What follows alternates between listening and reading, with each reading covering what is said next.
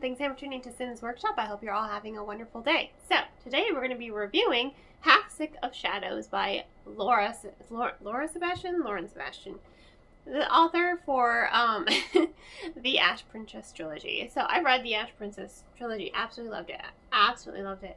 Half Sick of Shadows is really, it's very, very different. Just storytelling-wise and writing style. It's almost like you can see where she's similar, mainly in like her characterization, but her storytelling is so different. And I thought that was really fascinating to me. This story really does feel like a Camelot retelling. It really does.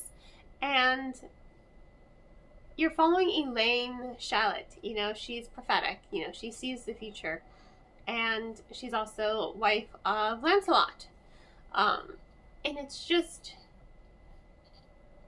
very interesting how the story, how it feels, you know. It almost felt like I was reading Mists of Avalon sometimes. It felt, again, or even King Arthur, you know, La Mort d'Arthur. It felt so much like reading something like, just because of that atmosphere and the way the storytelling just builds and that tension, the way it rises. It was, God, I can't even find the right word to describe how it felt, but it did feel very different from her young adult one. I will say that. So, if you liked her young adult one, don't expect something that's going to be similar to that at all, because it is very, very different just from storytelling and atmosphere and pacing. It's like they're two different authors almost, and really the only similarity is really her characterization. I love the pacing of the story, and while it was slow moving, the pacing, it worked really well with how Sebastian was building up that atmosphere for the story. Again, this is a King Arthur retelling, but you're not really focused on King Arthur. You're focused on Elaine Charlotte and her relationship with Morgana and Arthur and Lancelot, all of whom live on Avalon with the Lady of the Lake. And the Lady of the Lake is her own teacher, because she also sees the future. And we all know how the story ends. You know, we all know how King Arthur's story ends with Guinevere and Lancelot betraying him, with Morgana betraying him and him dying, but him coming to peace with Lancelot and Guinevere. We know how the story of King Arthur ends. This isn't about the story. This is about everything before. And I loved that. They're on Avalon. Uther dies. They go back to Camelot. His lineage is questioned because, like, well, we don't know this guy. We can't say for certain that he's Uther's. A lot of things are put into question, so he has to prove himself. His relationship with Guinevere is really strange. Guinevere's whole backstory is really interesting, by the way. It's just so wonderful how it develops, because as the story's going, you know, Elaine and Lancelot, you want to tell her, and even she knows, because again, she can see the future. She knows bits and pieces are what's going to happen, but this doesn't change. Nothing is set in stone.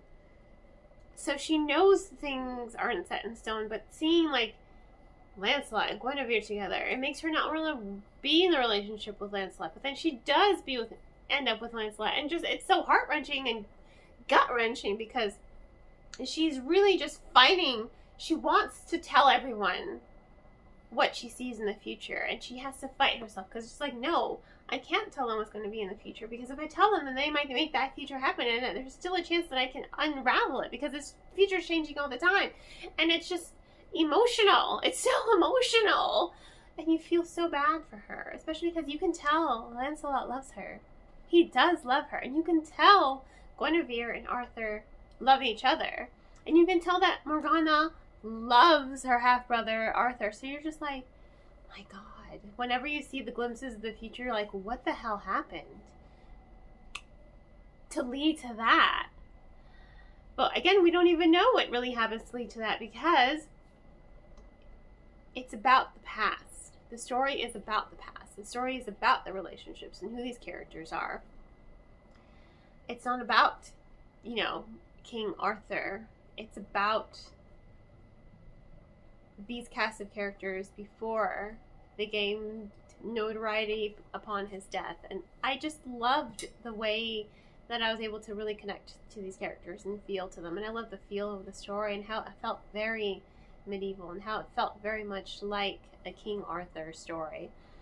And it didn't even feel like it was trying too hard. It felt effortless. It felt effortless as far as the retelling is concerned, and just the tension, and it was really a wonderful story. And I loved how different it felt from her young adult series. I loved how it was just so different. Because who wants to read the same exact thing all the time? We love certain authors for certain reasons, but when they do something new and fresh, and they do it so well, you're just like, you fall in love with that author again, and you fall in love with their storytelling again. So honestly, it was such a wonderful story. I do highly recommend it, especially if you like King Arthur retellings, and if you liked Mist of Avalon, if you liked Merlin, that miniseries Merlin, which I do love that miniseries Merlin. Not the TV show, the actual miniseries, but with Sam Neill. But I mean, it really did feel like a King Arthur retelling in some of the best possible ways.